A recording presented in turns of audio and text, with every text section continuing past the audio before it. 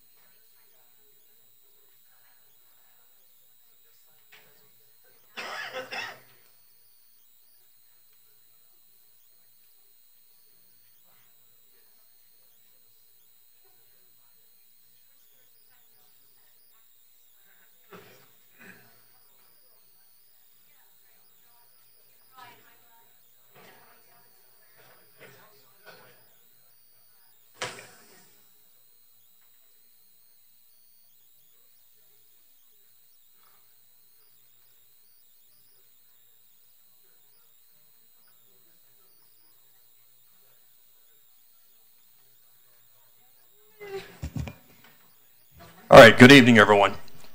If you were one of the applicants for the vacancy on the city council meeting and you did not sign the sheet in the back, before we start, please do that.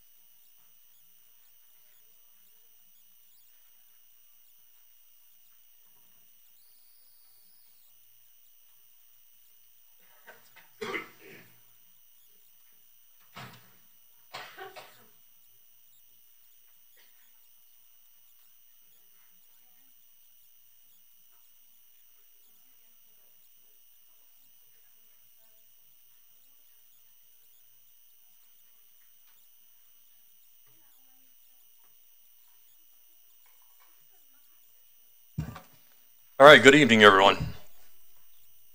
This is the Monday, December the 17th, 2018 City Council meeting and the last City Council meeting for the 2018 year. So if anybody wants to come visit us next Monday, please do so. The tree will be up, it'll be lit. There will be potentially a Santa out there next Monday, but we won't be here. A couple of items for you before we get started. First of all, we have a very packed agenda. We have not only the City Council meeting, we have the Westminster Housing Authority and the Westminster Economic Development Authority, and then something that some of you may be interested in toward the end of the evening. So in case you've been looking at the agenda, we will modify the agenda somewhat to accommodate everyone. The City Council meeting will conduct, as it does, up through item 11. We will then take a recess from the City Council meeting. We will move to the Westminster Economic Development Authority, deal with the business we have there. We will adjourn from that and then re-adjourn as the Westminster Housing Authority, deal with that business. Adjourn from that, then we will come back in from recess to the City Council meeting for the purpose of selecting a new member of the City Council. Once that is done, that person will be sworn in. After they're sworn in, they get to go to work. We have 2 executive sessions, and we need to have them sworn in order for them to participate. So we ask you please to be a little bit patient with us, and we'll start out as quick as we can. If you'll join us, please, in the Pledge of Allegiance. I pledge allegiance to the flag of the United States of America and to the republic for which it stands, one nation, under God, indivisible, with liberty and justice for all. Thank you.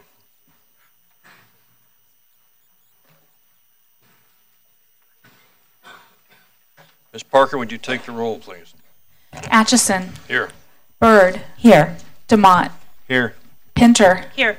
Seitz. Here. Scully. Here. All right, Council. First item up is the meeting minutes of December the 10th. Ms. Scully. Thank you, Mr. Mayor. I move that the City Council approve the minutes of the regular meeting of December 10th, 2018, and the minutes of the special meetings of City Council of December 13th, 2018, December 14th, 2018, and December 16th, 2018, as presented. Second. I have a motion and a second. All in favor, please. Aye. Aye. Aye. Any opposed? Hearing none, the motion is carried. There are no presentations tonight. First item up on the agenda is citizen communications, a period that we invite members of the public to come forward for a period not to exceed 5 minutes. The beginning of the time starts when your light turns green. You have 1 minute left when the light turns yellow, and you're asked to stop when the light turns red. I have only one person who has signed up so far, Mr. Grady Lewis.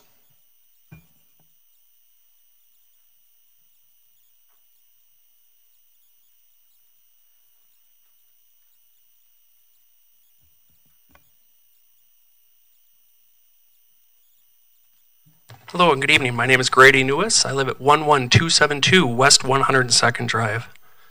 My intentions to represent the community were pure and basic. My reason for wanting to serve on Westminster City Council is that I have a passion for representing the community and encouraging communication with those who I represent and those who are being represented, regardless of political affiliation. I have shown this passion for representing a large portion of Westminster residents directly at Westminster City Council meetings during this same speaking time. I have voiced my opinion on the single hauler trash, Westminster's welcoming city policy, the water rate increase, and another one was the redefinition of the city's interpretation of the National Day of Prayer. When I applied, I made 2 pledges on my application that I hope you all got to read. Number 1, if I was chosen for the vacancy, I was happy to donate 100% of my counselor's salary back to the water bill assistance program to help those who cannot pay the substantial increase next year. I didn't want a penny for representing the community for such a short amount of time through a vacancy. Also, in honor of filling the vacancy, I pledged that I was not going to run for re-election for this seat in the fall. I was going to leave this seat open for people who can campaign and prove to the community and earn their voice. So I was going to leave without rerunning, and I was going to do it at no cost. I was actually going to help out the community. And as a bunch of you might not know, I did run as a candidate for a major political party at House District 29 this past year. As I turned in my application, I noticed some discrepancies immediately. At the time of the application period, I successfully turned in my application to the city's own website in exchange for my personal information, including my social security number, date of birth, address, phone number, and email address. And then I would receive an opportunity for a public interview to take place on Thursday, December 13th, or Friday, December 14th. I found out the next day through talking to the city clerk, which I had to call, leave a message, and the deputy clerk, I had to call and leave a message. When there's a deadline at 1 p.m., I'm getting no answers. I am then told that actually that what I submitted all my information for wasn't true. I'm now applying for an interview on Sunday. And unfortunately, as a lot of you know, I work in the concert industry, and I had a show that I was unable to make it to. I asked her, hey, can we do something Saturday? Can we do something next business day on Monday? No, sorry, this is just not an option. And I asked one question that was important to me.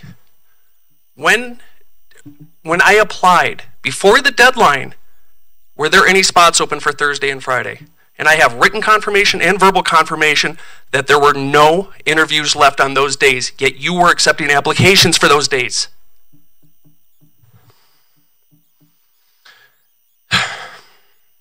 The contract the city had made with me, they had no intentions of filling.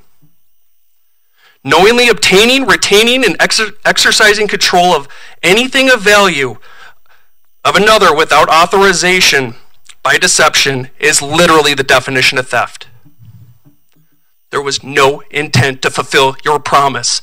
I turned it in before the deadline. I should have the same access that everybody else, according to that website. There was no modification at 5 p.m. that said, if you apply 5 p.m. or later, you will be held to an interview on Sunday. If that happened, I wouldn't be here. What did you guys obtain? All my personal information. What did you retain? You retained the ability to me have a Thursday or Friday interview. What was of value? The city council's vacancy seat. Like I said, it's by deception. There was absolutely no mention of a Sunday interview by the time that deadline came. I've also seen emails sent out from city employees that reached out to people who also had Sunday interviews and said, you know what, something on Thursday or Fridays opened up. I made it clear I was willing to come other days. I never received that information. This is so disheartening. For 16 months, I campaigned my heart out in the Jeffco part of Westminster. Most votes of any candidate in my party in the history of a midterm over there. And I was disqualified less than 24 hours from being so happy to try to represent this community. Disqualified. Why is my name not up there? I couldn't make an interview? I turned in an application with honest answers. Everybody knows who I am. I should have had an opportunity regardless if I made an interview or not. You can ask somebody, let's disqualify the guy who has openly stood for Judeo-Christian values and continued to want to interview even though it was on a Sunday. You can ask anybody who volunteered on my campaign over the past 16 months. I never walked or did politics on a Sunday.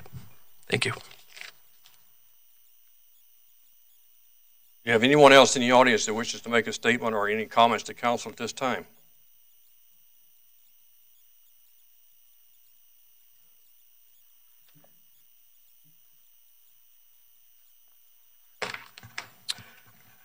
Good evening, Mayor Atchison, City Councilors, City Manager Don Tripp. My name is Gary Shea. Thank you for the chance to speak this evening. I live at 3801 West 76th Avenue in the original part of Westminster. I've had the privilege of living in Westminster for a long time. But in the last 5 days, I had the opportunity to see local democracy at work. I was fortunate enough to be able to attend almost all of the City Council applicant interviews and agree wholeheartedly that it was a very impressive group, truly. I read through the applications and listened intently. I took notes. I can honestly say I don't envy your job in having to select somebody from that list. In the follow-up meeting, I heard Councilor Scully, her thoughts on her process of how to select that candidate. And it was very interesting, trying to pull out the best qualified person from that group.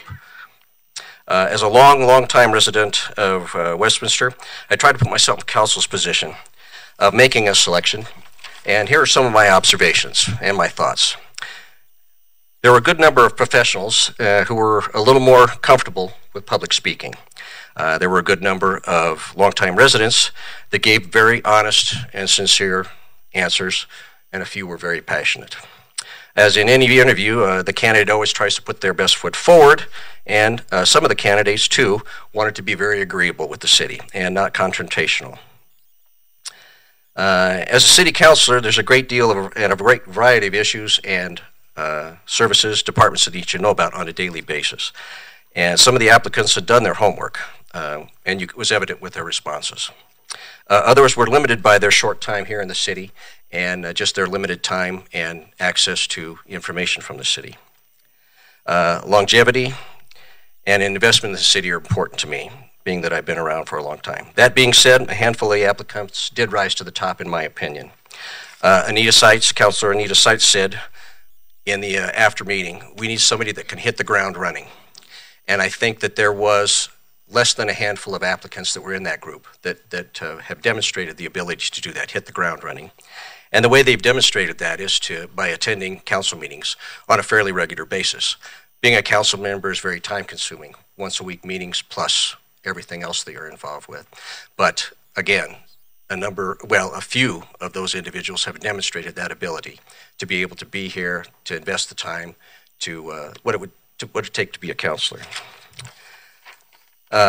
Councilor Pinter also said too that with the accelerated process here that you had in the application, there wasn't enough time to get adequate questions. One of the questions that they had, or that you had in the after meeting was, would this applicant, if chosen, be willing to run or with the intent to run for that position opening again, or would you put somebody in for a short term and then again have to fill that position, or that position filled again with another vacancy? Again, just a very small number of the candidates that applied here have demonstrated that ability with being prepared as a candidate, having run successful campaigns. So in my mind, it starts to bring that selection down to just a very select few of people that would be the next best candidate for the position on City Council. The one last thing that I would like to emphasize too, and I know that you're all aware of that, but the council positions are nonpartisan.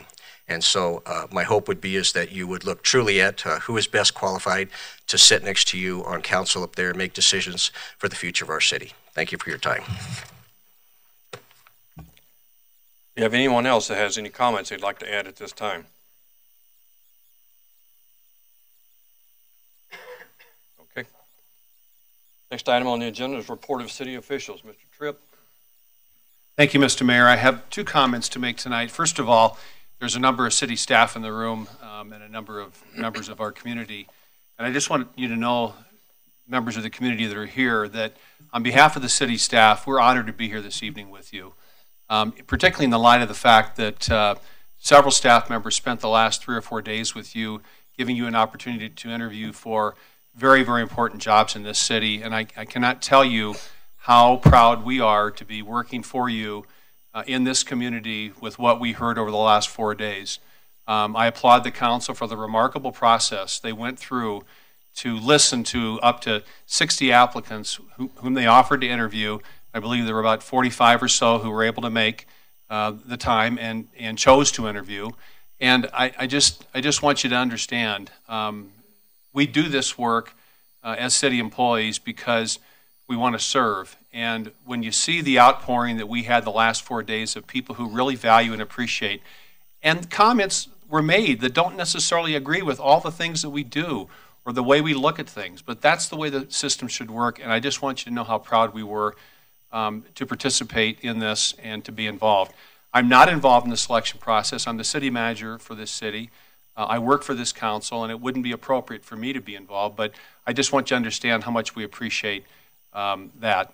The second comment I have is in the same vein. We've had 3 individuals who have served this community in an extraordinary way over the course of the past 4 to 5 years. They're all 3, Maria DeCambra, who's left to join the governor's office at our previous meeting, Shannon Bird, who's been sitting on my left for my time in the last 4 years, and Emma Pinter, who I've worked with from day one as Park and Recreation Director then and in her role. And I just have to tell you, I've worked with something like 60 city council officials in my 42 years in this business over 3 states.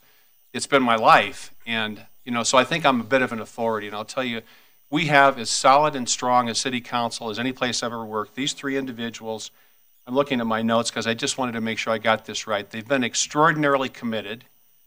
They're very wise, unbelievably compassionate, and very humane, doing everything in the interest of humanity.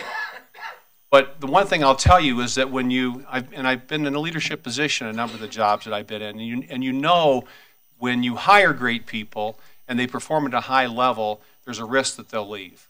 And that's exactly what's happened here. These 3 individuals have moved on to other activities in their life, and although we're going to miss them, I am so proud to have worked with them, and I so applaud what they've done. And again, on behalf of the employees of our community in particular, Emma and Shannon who are here, thank you so much for your service.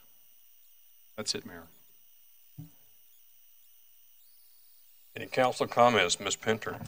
Yeah, we usually use this time to reflect on the week, and I have to follow up Don's very gracious comments with a comment on the applicants who came forward. We have this really super intense binder of all of your applications, and I know for myself I took really extensive notes, and I started to reflect really how lucky we are that it's such an abundance of blessings that all of you applied and brought all of your talents to us.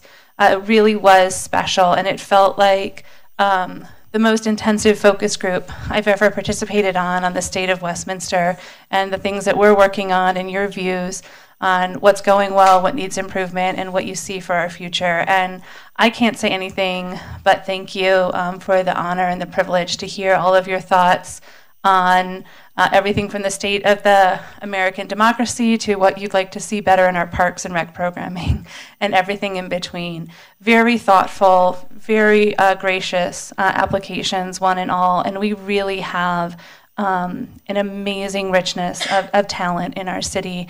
And I don't know who's going to have the opportunity to serve with us, but I am incredibly grateful for everyone who applied and took the time to share, and know that your comments left a lasting impression on me of what you see in the city and what you see for our future. So very much thank you.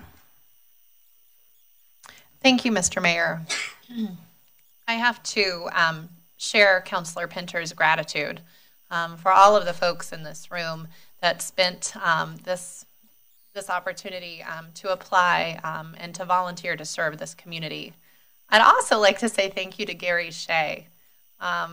Really just as a citizen, as a resident advocate, spending a lot of time here to view the process and make sure it was done well and to reflect back on what he saw. So thank you.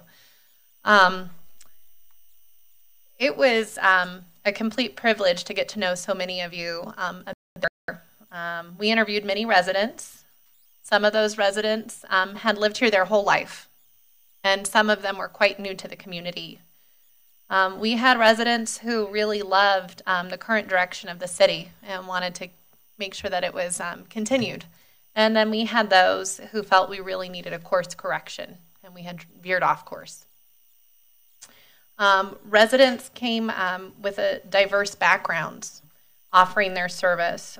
We had Colorado natives, but we had those from other states originally within the United States, and we had other residents that had immigrated to the United States from other countries, including India and Iran, all willing to offer their life experiences, their perspectives to help lead this city. I think that's really special.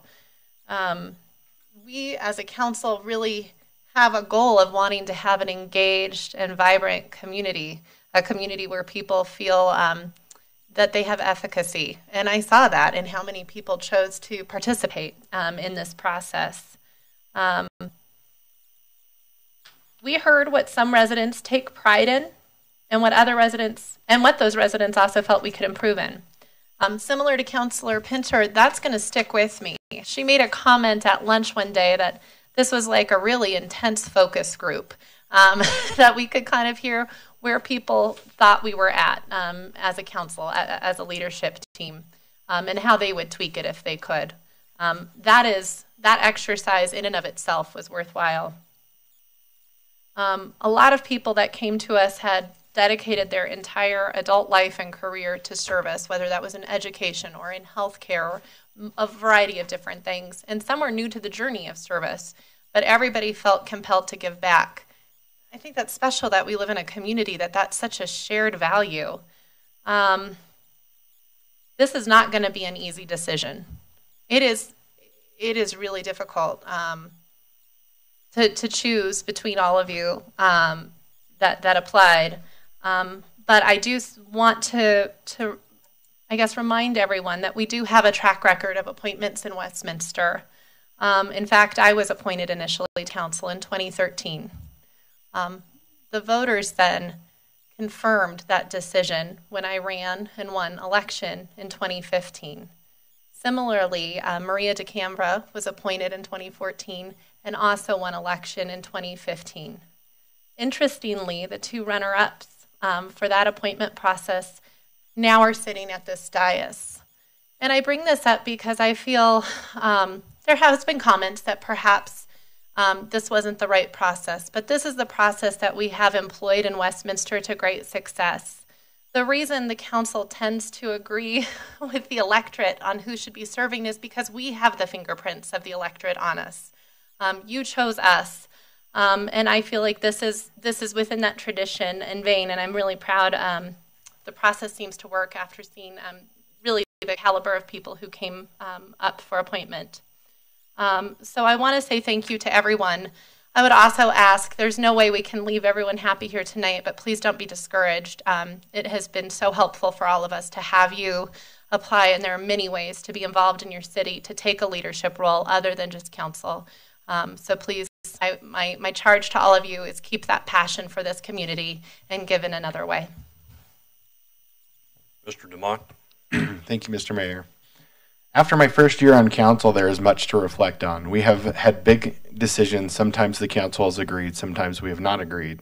We all have worked hard to serve the city the best we can. Through all the work, I know that I'm truly blessed and honored to serve the city as one of your city council members. Eleanor Roosevelt once said, "One's philosophy is not best expressed in words. It is expressed in the choices one makes, and the choices we make are ultimately our responsibility." Later tonight, it is our responsibility to pick the person who best suited to represent the people of Westminster in the seat vacated by Maria DeCambra. We have interviewed over 40 citizens who all have shared the passion to serve the city, and I thank each of you. It's been really a great thing to get to hear all of you come and share your passion of our city. Tonight, this council will make a decision who will fill what is to be the first of 3 seats that will change hands in the coming weeks, with Councilor Byrd and Pinter also moving on from us. One thing that was clear to each council member as we interviewed applicants is that we are truly blessed to live in a city where so many great people are willing to selflessly serve the city. Many shared what they love about the city, items that they believe the council and the city have done well. We also heard from applicants that felt parts of the community were disconnected from this body. Concerns about water rates, traffic, growth, affordable housing, homelessness, and our general future. As I think through the challenges ahead of the city and how we must choose someone to represent the people, many things must be weighed. But a quality I think as a council must weigh is the connection and choice that one has to our community. What is their investment in our city? Will they be in the city long? Have they raised a family here? Do they already have roots in the city's cultures and its businesses? To best represent the people of a city, in my mind, you must know the people and be connected to them. So I ask my fellow council members to consider each candidate and ask who has shown us a deep connection and commitment to the city and community we all call home. Thank you again to council members Pinter, Byrd, and DeCambra for their service to the city. At one point or another, each of us have been opponents, but I am blessed to have got to actually serve and work with you each. It's been an interesting last 4-year journey to get to this point. Lastly, I want to wish each of you a Merry Christmas, a Happy New Year, and God bless each of you. Ms. Scully. Thank you, Mr. Mayor. So the last couple of days have been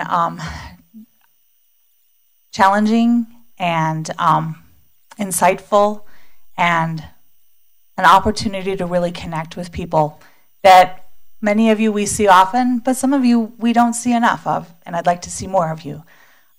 You brought incredible passion, incredible thoughtfulness, and new ideas to our city and to our city council. And I will tell you that you, as applicants, you gave me pause. You made me stop and think about the last year, the votes, the things that we have pushed forward, and where do we go next. And I am so grateful for that opportunity.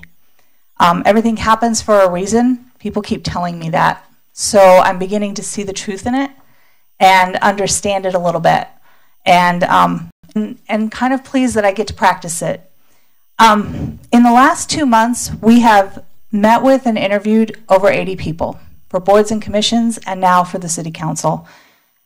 What an amazing opportunity. How many city councilors can say they've sat down one-on-one with over 80 people in their city and talked to them? I mean, this was incredible. And we have heard your thoughts. We have listened, and I know all of us have commented, we are blown away by you. We really are. Gary mentioned that I came at this from a very methodical process. I tend to be a bit of a scientist, and so I am very much in my head a lot using research methods. You know, how am I going to get to this? How am I going to find the answer and the truth and the right decision? And so I did. I had a very detailed method of listening and making notes and analyzing each decision. But it didn't stop here last night. I went home. I don't think any of us have slept in days, because you think about this at 3 o'clock in the morning. And so I'll be kind of grateful for Christmas, which I had never imagined, as far as I'm going to get a break to maybe sleep a little bit. I'm excited. But I went home and I added more to that list, Gary, because I thought about exactly what you brought to our dais tonight. I wanted to make sure that I included longevity. I included people who had shown interest and had attended meetings, and people who were involved and had come forward to be involved. And so I added those components to my thought process. And I think that later that will become clear in the decision that I put forward. So some of the things that I really looked for, I looked for professionalism. I looked for completed applications that had a lot of thoughtful input, and it was clear that there was direction and vision. I looked for people who presented really great answers in front of us, and yes, had an ability to speak, but I was just as happy with simple answers, because I don't believe that you actually have to be a public speaker to do this position. I believe that you just have to have a love for this city and a passion, and the rest will follow. And so in all of that, before we approach the rest of the meeting, I want to thank people. I want to thank all of you who applied. What courage. You showed political courage, and that was one of our questions, and thank you for showing that political courage. I want to thank our city clerk. Wow, what an amazing couple of days. I don't know how you're still standing. Not only did she help coordinate all of the applicants, but that she coordinated us as well. And that involved everything. It involved papers and coordination of the interviews and calling people and saying, hey, they're running a little bit ahead. Can you come a little early? She coordinated our meals. That's always a big thing for me. And then, and I would like to thank the city for being open to the idea through the charter that you have already elected people who are capable of appointing someone into the position that will serve you well. And we also have a self-correcting position that if we pull the wrong person up here, you will self-correct that in the election in 10 months. And I trust that, and I trust what you decide. So thank you. Thank you for being a part of our city. I don't know too many cities that have this much interest, this much participation. And I have to tell you, I think most weeks we're seeing more and more of crowds like this, and I'm enjoying it. So I invite controversy. I invite people an opportunity to come and approach the dais and talk to us about their concerns, because I think that's a healthy city. And so thank you. Okay, this won't go on much longer, but I do want to say thank you to every single person who applied and who came and spent time with us Thursday, Friday, or Sunday. I consider it such a privilege, and I'm so impressed. Your qualifications and your courage, I know I've been on the other side. I think it was Councilor Seitz who mentioned that I too was an applicant for an appointment back in, was it 2014, the end of 2014. And it's scary, and I have had some scary job interviews, but to come before City Council I think it's more scary than anything else I had ever done. So I just give that to you, and I want you to know I feel it, and I'm really glad that you came. It was a wonderful way to spend the weekend and those evenings. So just so you know, thank you for your time and for doing this. And I will also offer anecdotally to you, only one person can get this. So to everybody else, please do not be discouraged. I didn't. I went. I didn't get the appointment. And you know what? I went and I ran for the office, and then I was elected. So keep the faith. One will be appointed, but your opportunity to be engaged and to serve the city still remains. So that's one thing I wanted to touch on tonight. I have one other topic I'd like to raise, separate from this specific process this evening. As you know, tonight is our last public meeting before the end of the year. My final day as your city council member will be January 3rd of 2019. So that means that this evening is the last time I'll be able to address you publicly in this forum. And I did want to share a couple words, so forgive me. I try not to ever read from notes, but I did jot some notes because I don't want to forget some of the things I wanted to say. So while I have you here, I have a few parting words to say. During my time on City Council, I have been blessed to work with Westminster City staff whose professionalism, intelligence, and integrity have never ceased to impress me. When I came to this role, I came from the private sector and had no experience working with any kind of governmental entity. So all of this has really been a privilege and so exciting. I had no idea the breadth. We think we know as citizens what a city does, but you don't really know what a city does until you get your packet and until you start having orientation meetings with each department and you start meeting the people who actually do the work to make sure your water flows, that your streets are resurfaced, the streets are plowed, the people who balance the books and are really smart about how we finance important infrastructure in our city. So with all of that, I could go on and on about the things that I learned, but you need to know as citizens the caliber of the people who come to work here each and every day for you. They're award-winning. If you come to our meetings, you will see the litany of awards that they win, whether it's the finance department, the IT department, our human services department. We're an award-winning employer. I think it's a national award. We've won several times. So you should know that, and that's critical. We keep good people here because this is a great place to work. So I want you all to know you're in great hands. I'll call out just a couple things from our Public Works Department that keep our water safe and the roads in good repair, to Parks and Rec and libraries who innovate new programming in our city on a continuous basis to make sure that all demographics, cultures, and age groups have an opportunity to feel like they belong and are part of an authentic community. From our finance department, as I mentioned, that understands complicated issues of sales tax and municipal finance rules, to human resources who professionally recruit top talent and make sure that Westminster is an award-winning employer. Our city attorney's office, they think strategically and solve big challenges. City manager's office, who holds the line and really works hard to execute on council's vision on a regular basis, and actually who runs the city. The buck stops with them. I can't mention every department because we'll be here all night, but they're remarkable. Police and fire, the members, you serve us with valor and courage that I can't even imagine. And I was grateful for you just as a citizen not serving in elected office before I became a member of this council. I have to tell you, I leave an even bigger fan, and I will cheerlead for you and do everything I can to make sure that our first responders are well respected and taken care of in our state's capital. So I look forward to partnering with you as we go forward. I also want to make special mention to the 3 city employees who report specifically to council. So I don't know how many of you are aware of how our city works, but we only have 3 employees. We have our city manager, our city attorney, David Frankel, and our municipal judge, Tiffany Cerise.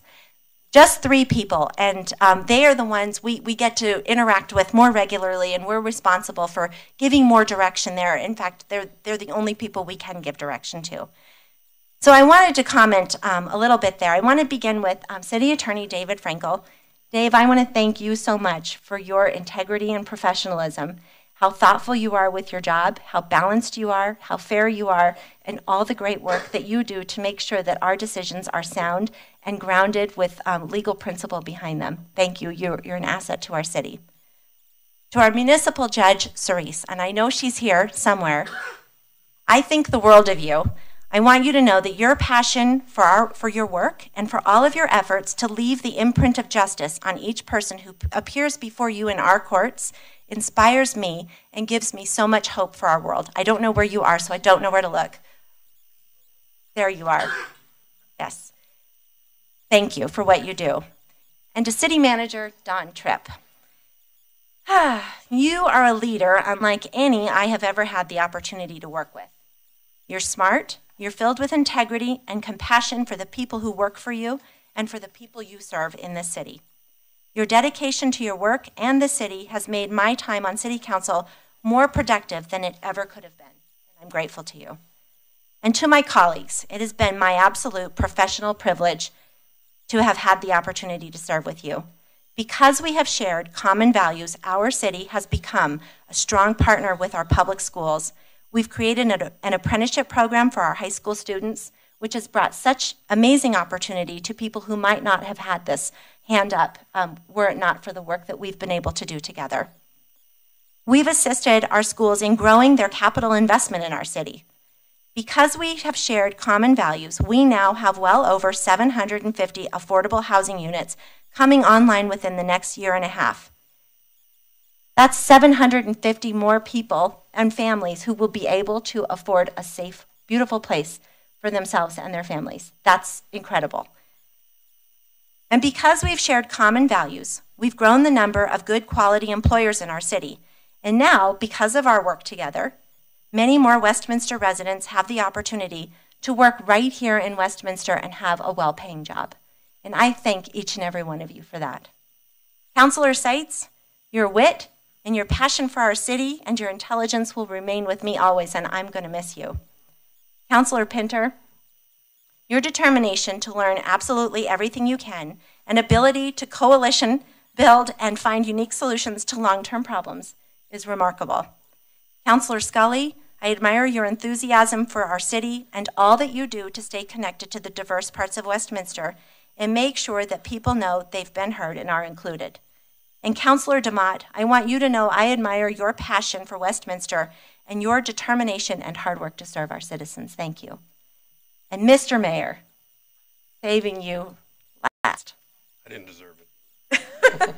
I can't express how much I've enjoyed working with you on this council and building opportunities for Westminster's citizens and our kids. You work hard and you bring so many great opportunities and connections to Westminster. And I've learned through our relationship that people who, we might not come from the same party, but I feel like our relationship is an illustration of how local government should work. It is a nonpartisan office, so I take that to heart, and that's the beauty of local government. So to whoever you are out there who's going to assume this role, remember that. This is not a partisan office. We achieve our best work when we work towards common values and common goals. We're not so far apart. I'm going to tell you this coming off of a campaign and having spoken to thousands upon thousands of the people who live in our district, we're not that far apart. We're human beings. We have shared values. And to the extent that we're able to focus on the challenges we all face and we work together to solve them, that's when we're going to be a better city and a better state. My relationship and my work with you, Mayor Herb, has shown me that we have great hope in our city, and I thank you for that. It's been a huge gift to me. So I have said so much tonight, but it's my last meeting with all of you and my last chance to say thank you to everybody. So with that, I'm going to sign off on my public comment here, but with great thanks and gratitude. And just know that I remain your partner. I might not be up here during our next public meeting. You'll see me out there next time. I will come back to visit. I fully expect you to be lobbying me, and look forward to partnering with you and advancing Westminster's interest in just a different capacity. These are tough acts to follow. I want to take you back for just a minute. There's two people up the dais that have been here for a good number of years, Barbara Opie and myself. And we've watched a lot of elections, we've watched a lot of appointments, and we've participated in them. Westminster is very much known as a training ground. This is not the first person that we've seen come to the city council and then move on to higher office. We have a former mayor, former council member, who became a state legislator by June. And we backfilled her appointment when she left. A lot of people don't remember Glenn Scott, also a council member who left, and we backfilled through an appointment process, and he went on to the State House. So Westminster has a habit of creating people who move on to higher positions, whether it's from a council position or a board and commission position. They move on and they create better things for other communities as well. We also have people who were here that were not only a council member and a mayor that I served with for a good number of years on the Permits and License Board, who went on to become a district judge. So as you think about the pieces of people who have come here, served your city, and then went to high office and tried to serve greater groups, we are, again, a training ground. Just like with you as an employers, when you hire somebody, you train them to become good, and the next thing you know, they've moved on. So you become the training ground for the next employer. So we do a lot of the same things here. But one of the things I will tell you I have never seen in over 35 years of service to this city is the outpouring of people interested in a position on this city council. Not through the election process, not through the appointment process. This number that we had apply for this position is probably at least 4 times the amount we've ever had, either running for office or seeking an appointment. Are you guys nuts? But to all of you, as the others have said, we greatly appreciate it. Now, I do want to take, again, a couple of minutes. Michelle, you and your staff and the people you had helping to start this process as short as we did, with only a couple of days' notice, to get this out, to handle the incoming applications and the amount of paperwork that was gone through. The fact that we were here a lot of hours doing the interviews with you pales in comparison to what they put through. To the general staff, the employees of the city, the department heads, what I will tell you is the changes that will come over the next couple of months you should not be concerned about. We will find people as passionate about Westminster as the current council is sitting today. And that's demonstrated through the people who are in this room tonight, those that applied and couldn't be here, and those who will apply the next time. You don't apply if you're not interested in the city. At least I hope you don't. And what I will ask you, if you have a political party you're affiliated with, leave it at the front door. In here, by our charter, you are nonpartisan. Come for the interest of what's best to serve the city, and we welcome you with open arms. Come to help the people who are supporting you when you run for election in either 2019 or 2021. Come for your heart, come for the city. And thank you for coming tonight. All right, ladies and gentlemen, we'll move on. The next item is the consent agenda. This is a group of routine matters to be moved with a single motion. We have reviewed these in the pre-meeting. No member of council has asked that these be removed from the consent agenda. So at this time, Mr. DeMont, if you would. Thank you, Mr. Mayor. I move that we approve consent agenda items 8A through 8F. Ms. Scully. I second. I have a motion and a second. This is a vote with your light. Michelle. There we go. It's starting. All right, now you can go. All right, motion carries on a 6-0 vote. We have no appointments and resignations tonight. We'll move on to item 10A. It's a public hearing and approval of the third amendment to the preliminary development plan for Lot 1, Block 2 of the Green Lawn subdivision, filing number 1. Staff, you guys are ready?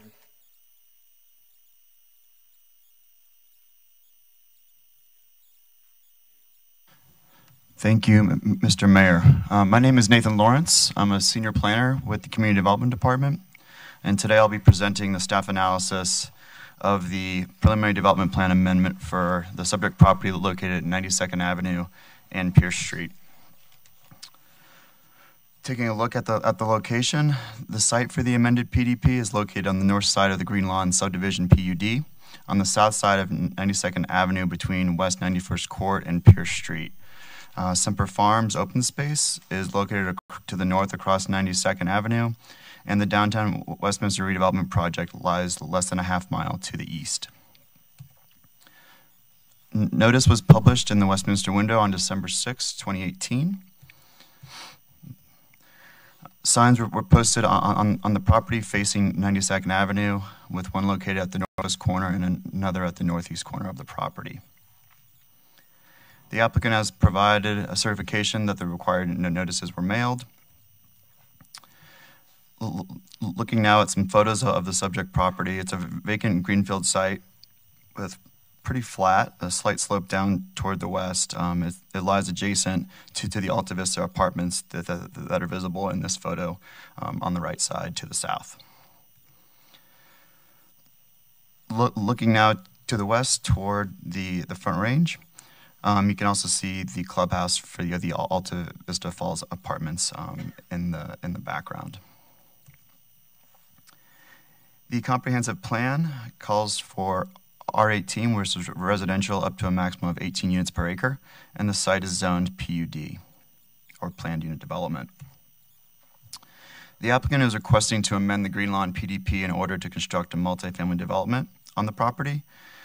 The need for these amendment requests is rooted in the age of the original PDP, which was created over 30 years ago and is outdated in terms of compliance with the current comprehensive plan and current development standards. I'll go through each of these amendment requests in turn. The first request is to add the multifamily land use to the list of permitted uses on the property. The original PDP listed office commercial land uses on the subject property.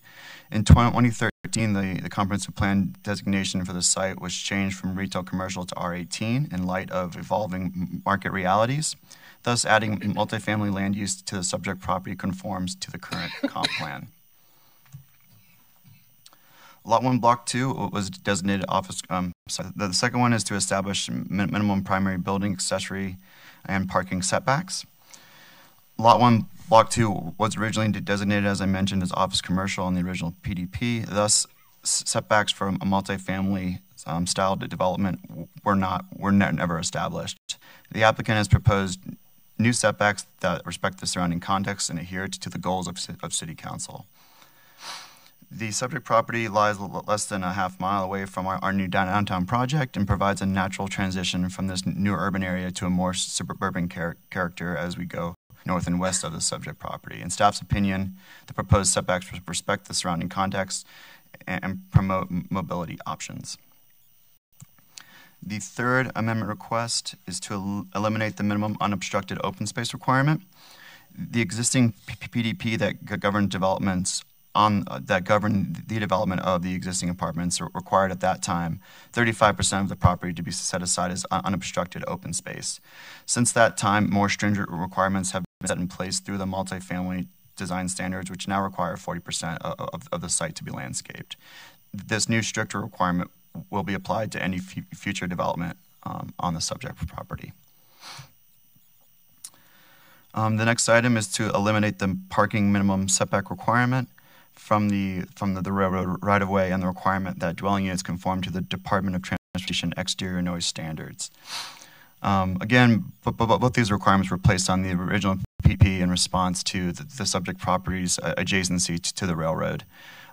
This property, in particular, however, is not on the rail line. Thus, for sake of clarity for future development, these requirements are both proposed to be removed from the PDP for this piece of the PUD. Section 11514 of the Westminster Municipal Code outlines 11 standards for approval of PDP amendments. I've selected a few of these to go over tonight. Standard 2, the PUD exhibits the application of sound, creative, innovative, and efficient planning principles. The site represents a key point of transition, as I mentioned, from a more auto-oriented development pattern to one that will become increasingly urban over time. Thus, this location calls for a planning approach that combines suburban and urban development patterns to create a hybrid. But by pushing development toward 92nd Avenue and providing abundant sidewalk and trail and bike connections, a strong urban street wall is created, which again encourages additional multimodal transportation options. Standard 3, any exceptions from standard code requirements or limitations are warranted by virtue of design or special amenities incorporated in the development proposal. Given the site constraints of the project, a number of exceptions from the minimum requirements of the multifamily design standards have been identified and listed on the PDP. These requirements were developed originally for large greenfield sites in mind. At 2.5 acres, this site cannot easily support the type of development and density called for in the comp plan, given the large landscape setbacks and building setback required in our current multifamily design standards. These side and rear setbacks that are being proposed are compatible with the adjacent apartment project, and given the location near the future downtown, pulling the project toward the street will encourage, as I mentioned, alternative transportation options. People will be able to walk and bike to our new downtown. Standard number 4, the PUD is compatible and harmonious with existing public and private development in the surrounding area. The proposed 2-story scale of architecture for this development project is fitting with the surrounding neighborhood, which is comprised of 1 to 3-story buildings.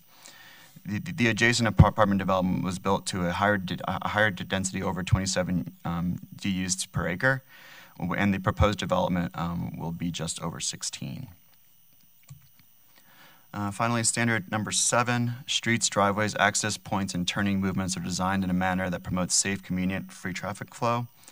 Vehicular access will be achieved through a full access off of West 91st Court and a right-in, right-out only access from Pierce.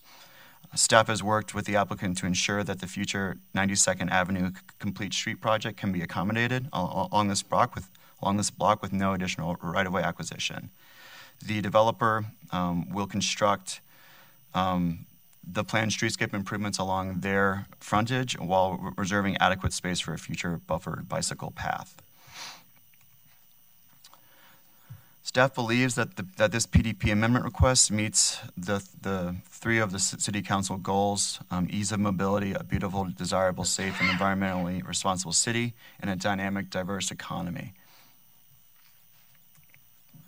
Staff recommends that the that the City Council hold a public hearing and recommend that Council approves the 3rd Amendment to the PDP for Lot 1, Block 2 of the Greenlands Subdivision, filing number 1 PUD, adding multifamily land use to the list of permitted uses and modifying development standards. This recommendation is based on a finding that the criteria set forth in Section 11514 of the Westminster Municipal Code have been met. With that, I conclude my presentation. I can field any questions. Also, Bob Bowell, the applicant on the project, is here and can answer any of your questions as well. Thank you. All right, thank you, Mr. Lawrence. Council, before we open it up to the applicant, does anybody have any questions of the staff? Mr. Lawrence, I have one. If you can go back to the last slide you had, shows the property. Okay. Just confirming there are no entrances to the property on a right in, right out on 92nd Avenue, and there's no 4-way turn into the property from 92nd. Correct. There is no vehicular access at all from 92nd. Everything has to come off of Pierce? There'll be an access off of Pierce and 91st Court. The Pierce Street, because of its proximity to the light at 92nd, is going to be a right in, right out only. Okay. All right. Thank you. Is the applicant present? Would you like to come forward, sir?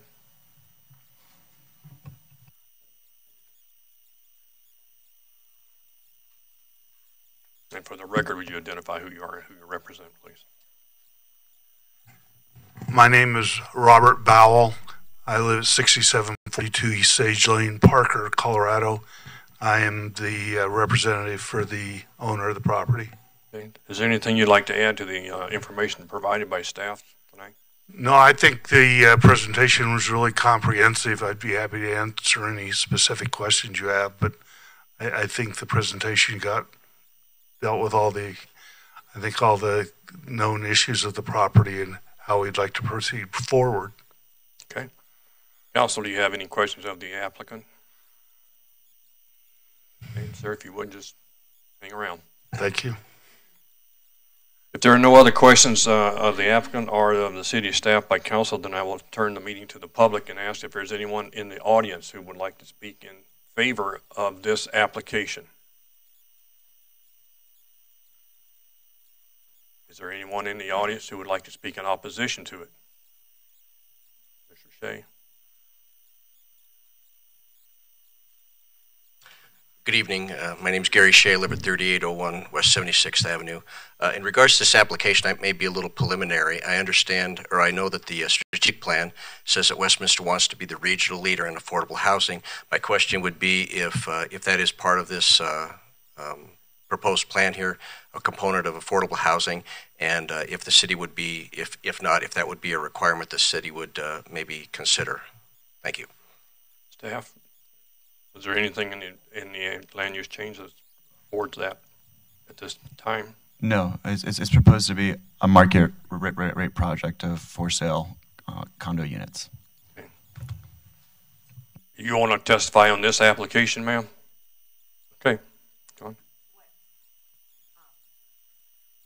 I'm Mary Thunberg, and my question is, what's the percentage of quote affordable housing, or is this Section 8 housing as of the total units, and all that has to be subsidized by the taxpayer? Is it under HUD, the AFFP or H? I think the question that was just asked answered your question. This is all market rate housing. Okay, so since whenever you do affordable housing, I thought you said there's affordable housing in this. Oh, okay. Yes. Okay. Because when we subsidize it, it lifts the price of all real estate and forces, single family homes higher and unaffordable. Thank you. Is there any other comments for the applicant or questions that you would like to ask in regards to this application? Again, is there anyone who is here and speak in opposition to the application? All right, seeing none, we'll move on to declare the public hearing closed. And at this time, we'll open it up for a motion from the council. Ms. Scully? Thank you, Mr. Mayor. I move to approve the third amendment to the preliminary development plan for Lot 1, Block 2 of the Green Lawn subdivision filing. Number 1, planned unit development to add multifamily residential to the list of permitted uses on Lot 1, Block 2 and modified development standards. This recommendation is based on the finding that the criteria set forth in Section 11-5-14 of the Westminster Municipal Code has been met. Ms. Penter? Second. I have a motion and a second, so we need a discussion by council. Ms. Bird? I would just like to say I'm really happy to see this is one of the first condo projects, I think in over a decade in our city, which is, it's expanding the city's stock, diversity of our housing stock, giving more people an opportunity to buy something and own in our community. So I'm very excited to see this on our agenda tonight and to be able to vote on it. Ms. Sykes? Thank you, Mr. Mayor. Similar to Councilor Byrd, I have to say I'm very excited to see this type of housing. This is a missing mix, part of the mix that we absolutely need. When I was first married, my husband and I lived in a condo that we owned, which allowed us to build some wealth, sell that, buy our first single-family home, which we then sold, and we were able to afford to live in Westminster.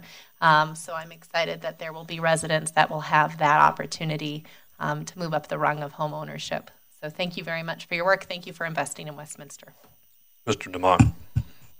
Not to sound like a broken record, but I also wanted to say thank you, because one of the things that I've talked about as we've talked about affordable housing and all the issues going on with the growth and places to live is that missing middle, and be it condos or single family homes, and hopefully we can get more of it. So thank you. Any other comments from council?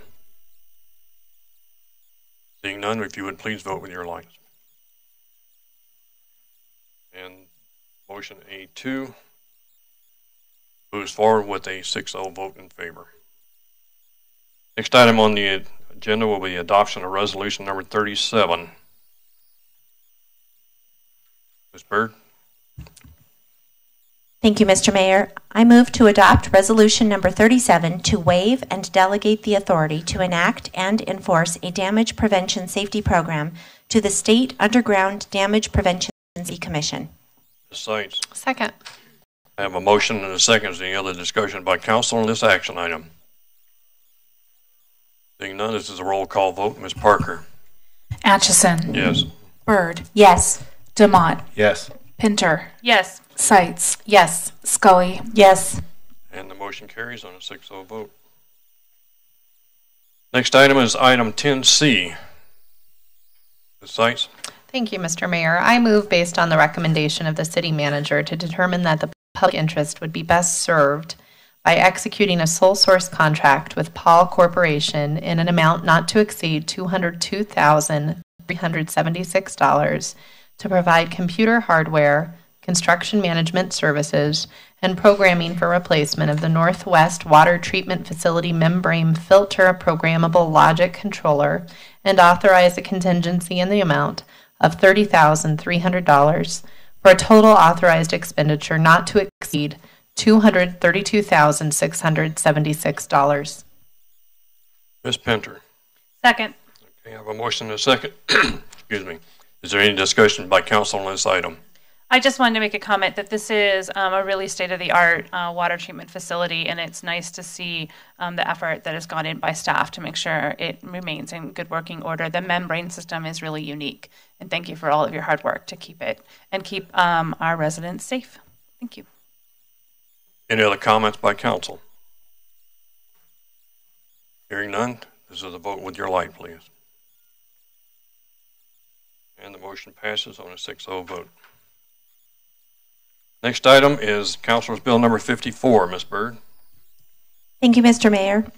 I move to pass Councilor's Bill number 54 as an emergency ordinance exempting from the 12-month moratorium on the acceptance of new development applications for projects that increase demand in the Big Dry Creek Interceptor Sewer, application requests for which a comprehensive plan amendment application is required and was submitted more than 6 months prior to and no later than the moratorium effective date.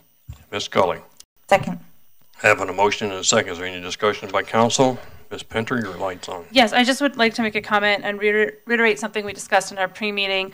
This particular emergency ordinance, I believe, is the first of staff's efforts to find opportunities to move through the moratorium required to get our Big Dry Creek sewer interceptor up to the standards that we are hoping and expecting for the next few years of growth. And I'm excited to see it come, and I think it's an honoring a commitment to do everything possible by our staff to find solutions to the problem that presented itself to this city. Any other comments from council? Just so that it's on the record of what I already discussed, I will be voting in opposition to this as an emergency ordinance. Not that I disagree with the ordinance, but being treated as an emergency ordinance. When we put the moratorium in place, we told a lot of builders and developers and investors that we were not going to accept any more applications until we lifted the moratorium.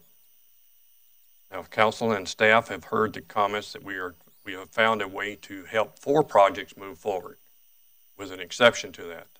My issue is it's still not living up to what we said we were going to do and holding the moratorium for everyone. This does not resolve the moratorium issue. It is still in place. Normal amendment and a reading of twice, but I do object to it going through as an emergency ordinance, and I will be voting no. Now, so you're aware, because this is an emergency ordinance, it requires a unanimous approval of 6 people. There are only 6 of us here. It will automatically, if it does not have a 6, fall to a first reading, and then it will require a second reading by council in the month of January. Any other comments, Mr. DeMott? I just want to reiterate that basically what you said, I have the same concerns. I look forward to this coming back to us so that we could pass it, because I'm glad that we can move some things forward. I just didn't believe in the spirit of it being an emergency change. Any other comments? Ms. Parker, this is a roll call vote. Byrd. Yes. Demott. No. Pinter. Yes. Sights. Yes. Scully. Yes. Atchison. No. Motion to move forward on emergency ordinance fails on a vote of 4-2. This will become under Council Rule number 7, paragraph 19. Council Bill 54 passes on first reading. We will schedule a second reading. Next item on the agenda is item 11A. This is Councilor's Bill number 53 on second reading. Ms. Byrd? Thank you, Mr. Mayor. I move to pass Councilor's Bill number 53 on second reading, authorizing the city manager to execute and implement an economic development agreement with West Call Center, LLC. Ms. Pinter? Second.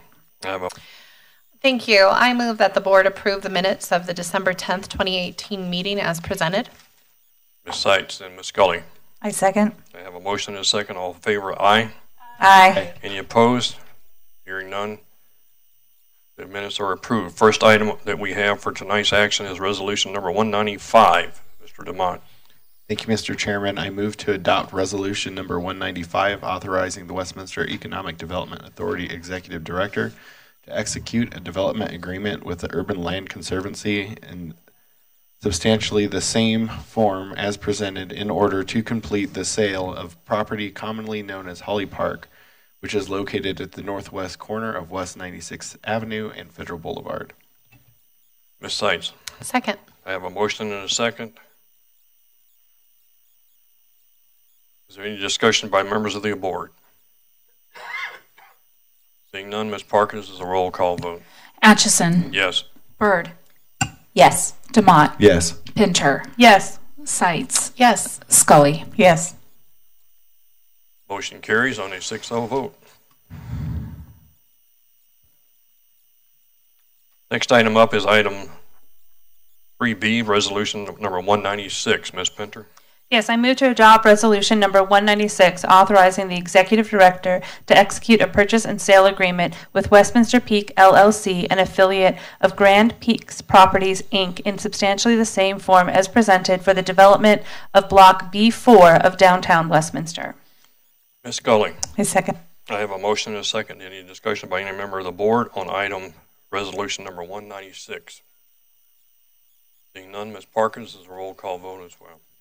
Byrd. Yes. Demott. Yes. Pinter. Yes. Sights. Yes. Atchison. Yes. You forgot somebody? Scully. Yes. And I need somebody to push their light. Okay.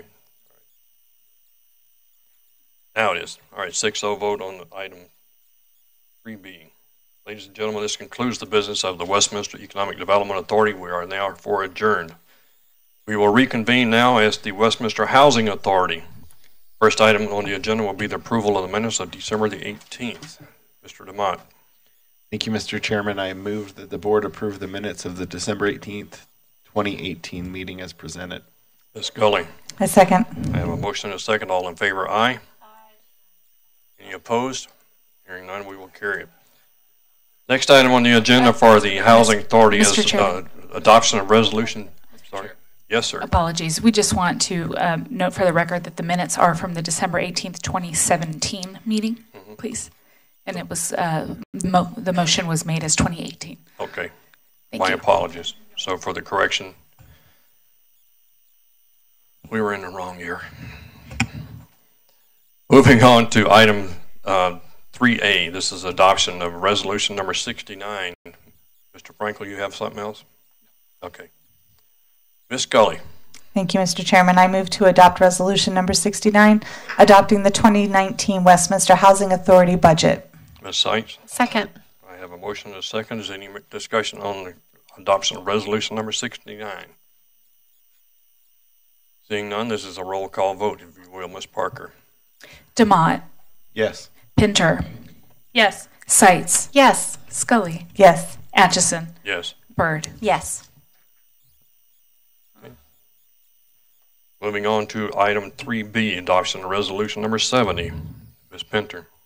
Yes, I move to adopt resolution number 70, authorizing a supplemental appropriation of $16,000 to the 2018 Westminster Housing Authority budget.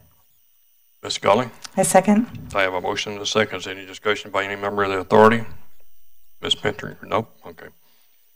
And this is also a roll call vote. Ms. Parker, if you will, please. Pinter. Yes. Sights. Yes. Scully. Yes. Atchison. Yes. Byrd. Yes. Demott. Yes. Okay. Now we got it. Motion also passes on a 6-0 vote. Next item up will be item 3C, adoption of resolution number 71. Ms. Byrd. Thank you, Mr. Mayor. I move to adopt resolution number 71, authorizing the Westminster Housing Authority Executive Director to execute a bargain and sale deed in substantially the same form as presented in order to donate to the city the property located at 3915 West 73rd Avenue, also known as the historic Rodeo Market Building, and the adjacent vacant land located to the north and east of the building. Sights. Second. Is there any comments? Ms. Sykes, you have a comment as well? Go ahead.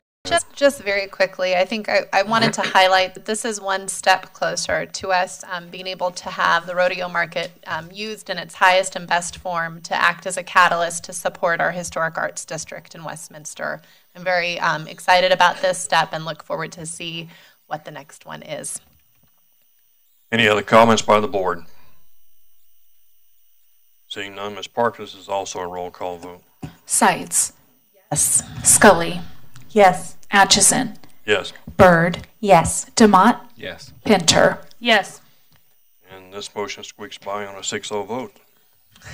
All right, ladies and gentlemen, that completes the information and the business of the Westminster Housing Authority. I would ask you now that we reconvene as the Westminster City Council. Ms. Parker, would you please explain what's about to happen? Yes, thank you, Mr. Mayor. For the City Council vacancy appointment, the voting procedure is set forth in Council Rules and Regulations, Part 7, Section 24, and that is how we will be proceeding. Vacant positions are appointed by council from applicants who've completed the appropriate application form and interview process. Appointments shall be made by roll call vote. A majority vote is necessary to finalize an appointment.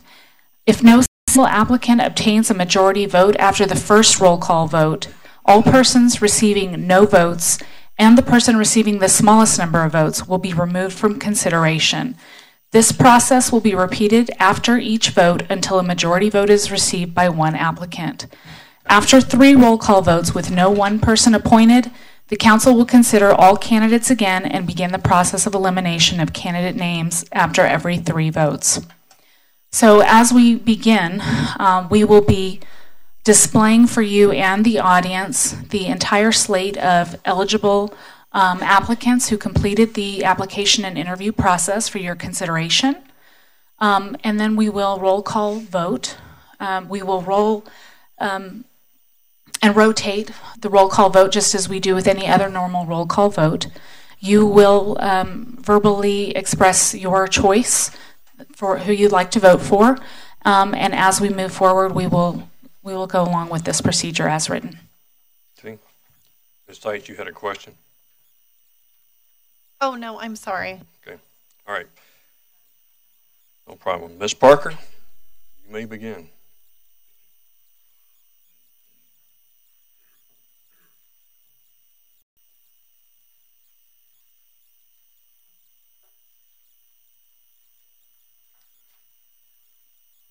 Okay, round 1. Pinter. I don't have the list.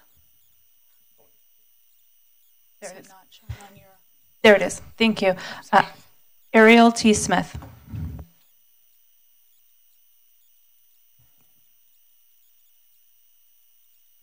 Sights. Sheila Mankey. Scully. Sheila Mankey. Atchison. The Vendor Sandu. Bird. Christopher Stimson. DeMott. Rich Seymour.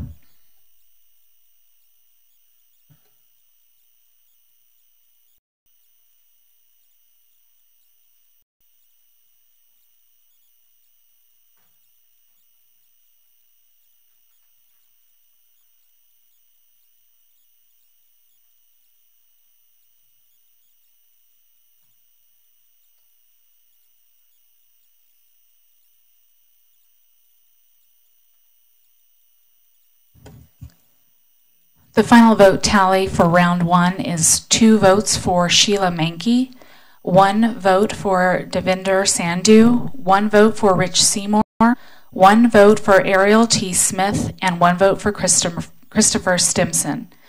Since no one candidate got the lowest number of votes, no one will be dropped for a low number of votes, since they're all tied at 1. However, anyone who received no votes in round 1 will now not be eligible to be voted for in round 2. Is everyone clear, ready for round 2?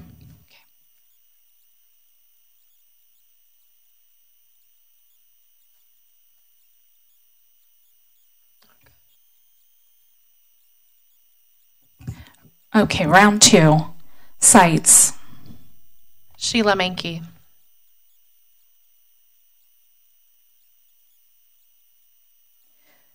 Scully.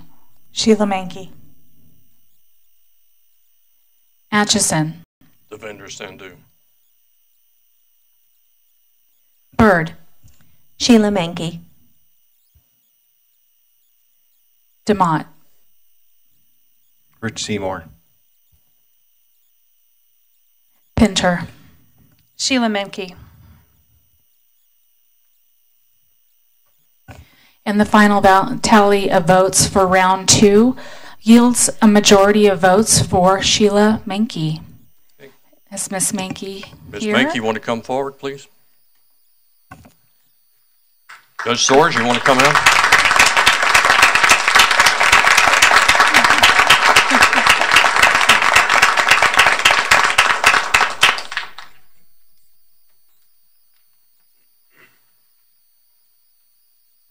If you could give Michelle one moment, she's going to get the oath. Fine.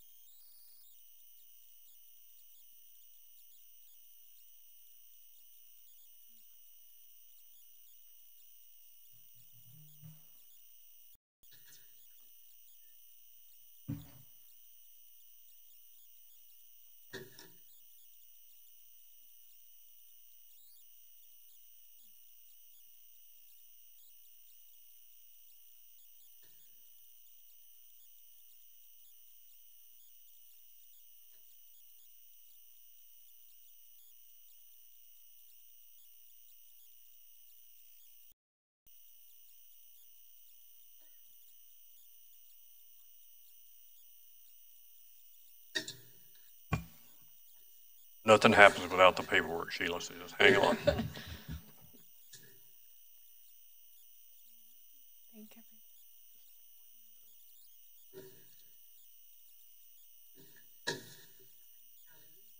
Congratulations.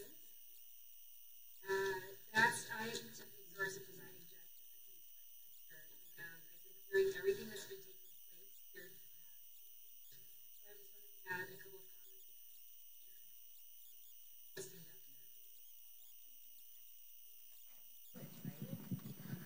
For everyone that applied, I don't like microphones. I don't like public speaking.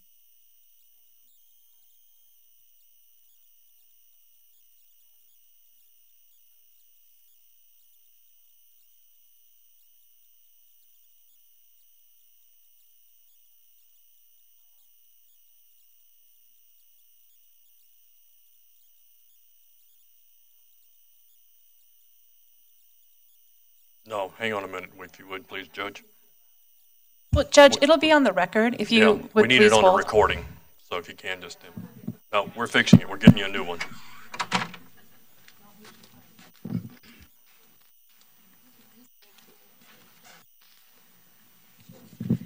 Thank you. Anyway, so I applied to be a judge for 8 years and landed in this really amazing place. And I remember during my journey, I would talk to my dad and I would say, Dad, I applied again. I didn't get it. And he would say, congratulations. I'm like, no, I didn't get it. And that taught me, like, congratulations for the journey. Congratulations for having that goal, going out there and going after it. And that's huge congratulations to you as well. But everyone that is sitting here that put your name in the hat and went for it, it says so much. It also says something about you individuals. I've seen the caliber, I've heard the caliber, and you have this caliber in the room because of you all, because of the example that you set, the service that you touch on every single day, and they have become experts in so many trades. Someone up here was speaking about you don't really know what city business is until you sit here day in and day out and really listen to the community and really be servant leaders. What an awesome experience and a humbling experience to really have that calling. And to the council members who are leaving, Councilor Byrd, Councilor Pinter, and former Councilor DeCambra. Just amazing champions for the city. And it is not so much that you are filling the shoes of these individuals. You are adding on to what they have already done. And they know that you are capable of that, which is why you are here. So congratulations. Would you like Deuce, who is here with you? Yeah, this is my family. This is my husband, Doss, my sons, Ryman and Gibson. So thank you for supporting me all this time. Do you want to stand up here with me while we stand again? Okay. And I'm actually going to can I have you stand here, and I'm going to have you hold the microphone because we both have to have our hands up. Are you ready? Okay. You don't. You can aim it at your wife. I, Sheila Hickey. I do solemnly swear. Do solemnly swear That I will support the constitutions of the United States. Of the United States And of the state of Colorado. And of the state of Colorado. And the ordinances.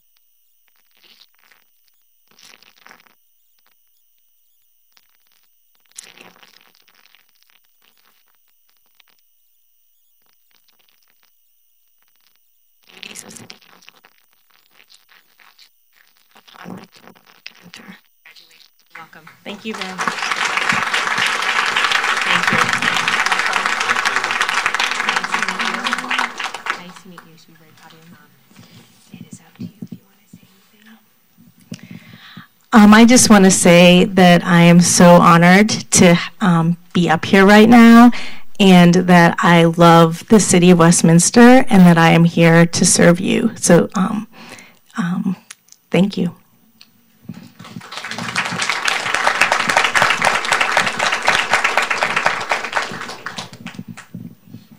Ms. Menke, now that you're all sworn in, would you come take your seat up here then, and we'll excuse your family back to the seats. I put my book out of your chair, so there's room. Yep.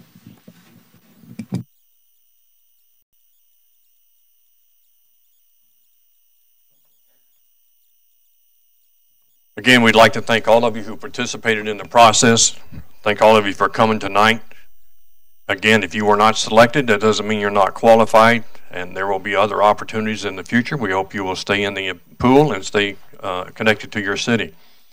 So, ladies and gentlemen, that concludes the business of the City Council for tonight, except that the new council member now has to go to work.